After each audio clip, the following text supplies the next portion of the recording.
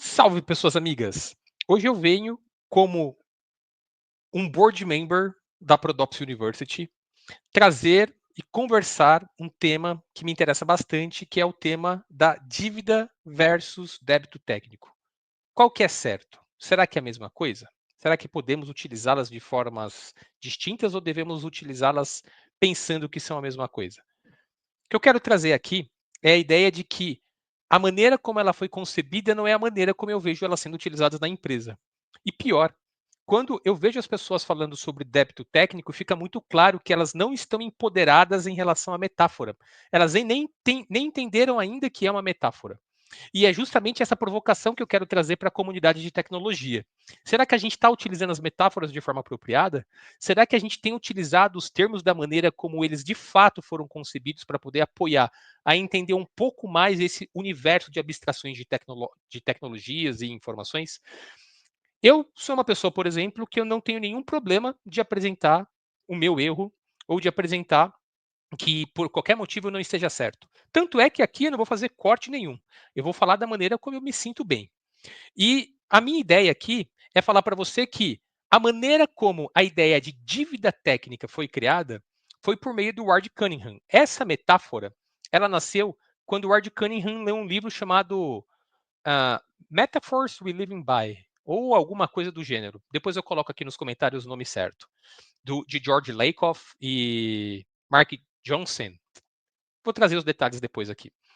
E esse livro, ele fala sobre as metáforas que a gente pode utilizar no dia a dia para aumentar a compreensão das coisas que acontecem à nossa volta, ou para facilitar uma comunicação que atinge as pessoas.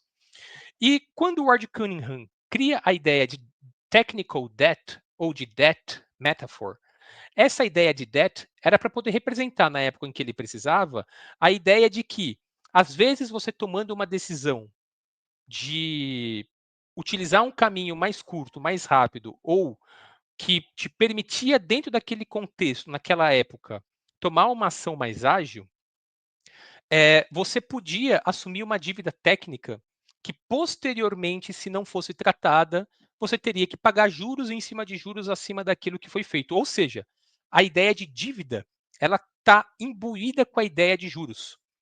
Quando a gente fala de débito, principalmente no inglês, debit, D-E-B-I-T, a gente está falando de uma subtração. Então, a dívida, ela está mais associada a uma ideia de um ativo depreciativo e o débito mais associada à ideia de subtração. Então, quando a gente fala que a gente tem uma dívida técnica num produto, significa que a gente está falando que por algum motivo a gente decidiu tomar um passo ou uma decisão em relação a um caminho que nos permitia ter alguma vantagem em relação ao tempo, mas que, se a gente não fizer nada a respeito disso posteriormente, você vai ter uma dívida associada àquela decisão. Uma hora ou outra, você vai ter que fazer o refactoring, que é uma das coisas que o Ward Cunningham traz. E por que ele traz essa ideia de refactoring? Para quem não sabe, o Ward Cunningham, além dele ser uma das pessoas ou um dos primeiros desenvolvedores a criarem uma wiki, ou trabalharem com uma wiki, ou escreverem na wiki, ele também é uma das pessoas que estiveram envolvidas no Extreme Programming e no Software Design Patterns. Que isso já é muito, mas não bastasse isso, dentro do contexto da agilidade, ele foi um dos 17 paladinos que trouxeram para o mundo a importância de você trabalhar de maneira ágil, dentro de um contexto, na época em 2000, por exemplo, em que o nome do manifesto se chamava Manifesto para Desenvolvimento Ágil de Software, ou qualquer coisa do gênero. Mas você percebe que era voltado à ideia de tecnologia e desenvolvimento de software. A gente tá falando sobre abstrações. E a metáfora que ele traz é justamente sobre estamos tomando uma ação consciente, estamos fazendo um bom código agora, mas a partir do momento que a gente não tem conhecimento perfeito sobre isso que a gente está fazendo, as melhores decisões por falta de claridade, ou porque a gente precisa avançar mais no código para entender quais são os novos problemas, a gente em algum momento vai ter que fazer refactoring disso que a gente está fazendo. Então, essa prática de refactoring, que é uma das práticas do Extreme Programming, que é uma das ideias que vem dentro do contexto do Extreme Programming, ele está falando para a gente o seguinte: você vai ter que pagar. Se você não pagar, você vai ser engolido pelas dívidas. E em algum momento, o seu produto vai perder capacidade de crescer, de continuar, de escalar. Quiçá ele, inclusive, perca valor no mercado porque ele não tem. Você vai perder a agilidade necessária para poder tomar decisões.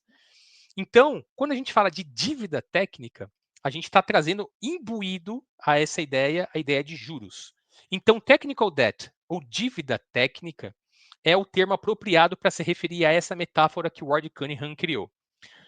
Só que, no nosso país, que temos uma língua latina, quando a gente pensa em débito e dívida, a raiz etimológica é muito semelhante. Então, a gente faz esse quid pro quo de termos como se, ok, está tudo ok. Mas não está ok. Porque significa que você fugiu da ideia da metáfora. Nada impede que você utilize a ideia de débito técnico, mas lembrando que essa nova metáfora que você falou é para se referir a algo como eu estou tomando uma decisão, que depois eu tenho que continuar fazendo alguma atividade, mas essa decisão é só um débito. Então, eu posso pagar ele a qualquer momento e eu não tenho que me preocupar com os juros decorrentes dele. Essa nova maneira de pensar débito técnico, isso é uma nova criação aí. Não sei se existe, não sei se as pessoas têm consciência na hora que falam sobre isso, mas na medida que você se empodera e você sabe sobre o que você está falando, você começa a entender que existe sim diferença entre dívida e débito técnico. E é muito importante que, principalmente, o time de negócios comece a se aproximar da tecnologia, se a tecnologia não se aproximar do time de negócios. E para quem é da área de negócios, sabe que dívida é a primeira coisa que tem que ser paga. E na hora que você tem que tomar uma decisão se você vai lançar uma nova feature ou se você tem que pagar uma dívida, se você é da área de negócio, você vai começar a colocar na pauta como que você vai fazer isso. Mas como é que você calcula uma dívida técnica? Como que você trabalha com uma dívida técnica? A dívida técnica ela está associada geralmente ao tempo que você vai gastar para poder resolver ou endereçar apropriadamente aquele código que precisava ser reestruturado, refatorado ou daí por diante. Então, sempre que você pensar como que você vai calcular a dívida técnica, é sobre quanto tempo eu preciso gastar a mais de um profissional com um nível de especialidade específica para poder endereçar a refatoração daquele código ou daquela arquitetura ou daquela tecnologia específica para com que ela consiga estar de volta no nível de competitividade de outras aplicações semelhantes no mercado. E aí você me pergunta, tá, mas quem tem que calcular a dívida técnica? Eu vou te falar, é o Technical Product Manager.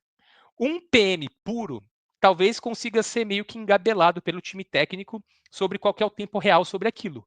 Mas um Technical Product Manager, ele vai conseguir ter as conversas e as palavras necessárias, o entendimento necessário para você escolher e ter tomada de decisão em cima de alguma coisa. Essa visão sobre dívida técnica é uma visão que foi construída a partir da minha história profissional. E não significa que a gente necessite de um ponto final e falar essa é a verdade e terminou por aí. A gente pode continuar a discussão. Adoraria continuar a discussão com vocês aqui nos comentários, inclusive. Mas, para mim, a parte fundamental sobre a dívida técnica é fazer com que as pessoas comecem a se empoderar pelo que elas estão falando. Não tenha vergonha de dizer eu não sei. É importante você perguntar: eu não sei, da onde que vem esse termo? Me ensina? Me explica? Porque talvez você assuma que você sabe coisas simplesmente porque você abstraiu palavras na sua individualidade, mas isso vai causar um impacto tremendo na maneira como isso é entendido em todas as áreas. É muito diferente quando você conversa com um time de negócio sobre débito técnico e quando você fala dívida técnica. Se uma pessoa de negócio, na hora que escuta dívida, o alerta abre. E você precisa levar esse alerta. E isso vai ser muito importante na tomada de decisão para muitas outras coisas. Na hora que você desenhar uma política de orçamento de erro, você tem que saber qual que é a dívida técnica que você tem que pagar quando você estourou o seu orçamento. Ou, se você tem um orçamento que está bem balanceado, qual que é o momento de parar de lançar novas features para poder começar a pagar essas dívidas? Toda dívida tem que ser paga. E isso o time de negócio entende. Mas enquanto o time de produto, o time de tecnologia continuar utilizando a metáfora errada, o time de negócio não vai entender a urgência do que está acontecendo em cima do produto. Porque produtos podem estar sendo construídos, serviços sendo mal oferecidos, e eles ficarem defasados e desatualizados muito rápidos, ou perderem o nível de competitividade muito rápido, porque as dívidas não foram pagas. Então essa que é a ideia que eu quero trazer para vocês, galera. Trazer essa reflexão. Não se trata sobre certo ou errado, mas de você se empoderar sobre aquilo que você está falando e quando você não souber, pergunte. Na dúvida, o silêncio é a melhor resposta. E é isso que eu tenho que trazer para vocês, galera. Um beijo, um abraço. Esse é o meu posicionamento junto com os meus colegas aqui da Prodops University. Gostaria de saber de você o que você pensa um pouco. Um abraço.